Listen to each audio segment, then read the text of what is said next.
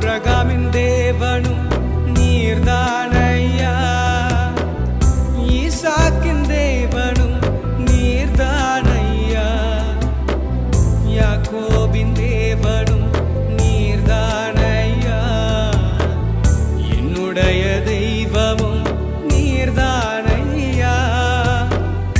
என்னுடைய உழைப்பை யார் வந்து பறித்து கொண்டாலும் என் தலை உயர்த்துபவர் நீர்தானையா.